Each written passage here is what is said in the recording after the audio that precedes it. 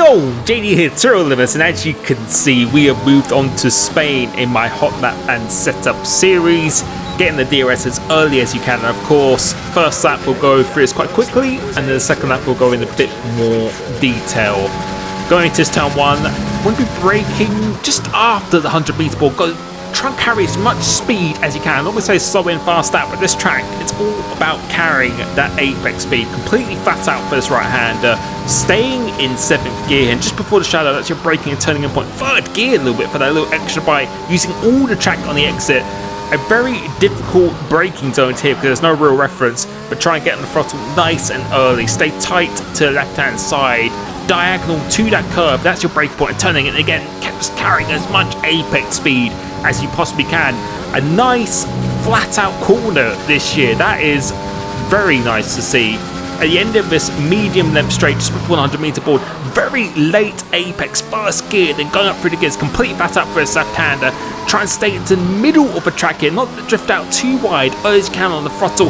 This one, very, very different this year. Late apex, and then just before the sign, that's your braking and turning point, going up through the gears just to maximise the traction. Stay nice and tight to the right-hand side, and going across the line is a 14.3, which I'm not a huge fan of this track, and I think I can definitely improve that by quite a bit, spending more time.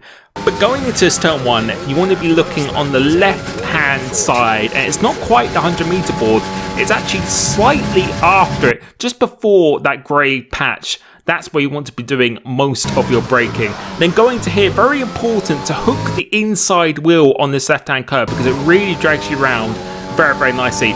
Don't let it drift out wide. Try and stay as tight as you possibly can to minimise the distance of the track. And going to this one's quite a difficult braking zone, but about 10 to 20 metres before the bridge. That's where we want to be turning and braking in. This one, probably the hardest braking zones of the track, but I use this part of the barrier. Once that is completely in view for me, that's when I brake. But really, it's quite often on feeling when you brake going through this corner.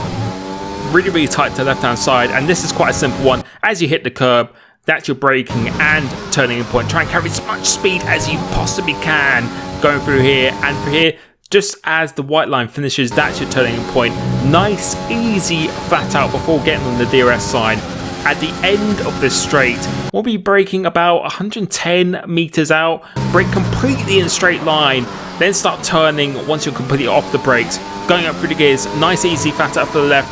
Keep it in 4th, then down to 2nd, then going up through the gears again to maximise traction. And this one here, as the gap starts in the barrier, about a car length after that, that's where you want to be braking and turning in. You can see here, once the wheel is straight, that's where you want to be turning once again. Slow in, fast out. You don't want to be going all over these curves. You just want to be kissing them like it did there. And see, once the car's straight, that's where you go maximum on the throttle. DRS again, going across the line at 14.3.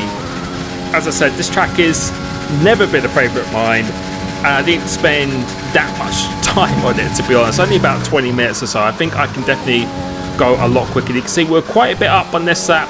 The track limits are very, very brutal, and you're going to see again, going through this corner, was quite a bit up, but then ran some time on the exit. So I really think I could probably get a high 13, like the world record is currently at the moment, but it's very, very tight at the top on this. So fairly happy. But I think with more time later on in the game, I will go after this world record properly. But the most important thing is a setup that is usable.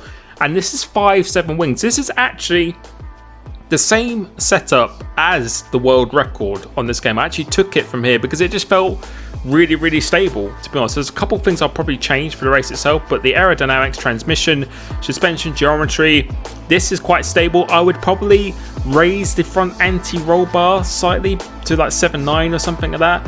And then the brake pressure is actually 89, which I think would work quite well in a race situation. You really want to carry the momentum throughout the corners. You don't want to be stopping dead all the time. It's only real 2 braking zones when you have that. The thing I would change is definitely lower the tyre pressures to almost minimum, really, for a race situation. Like maybe a couple clicks on the front and maybe 1 click on the rear is what you want to be aiming for. But that set felt very, very useful to me, and I hope that has given you a good insight of how to tackle this track. Thank you so much for supporting my channel, and I'll catch you soon. Peace.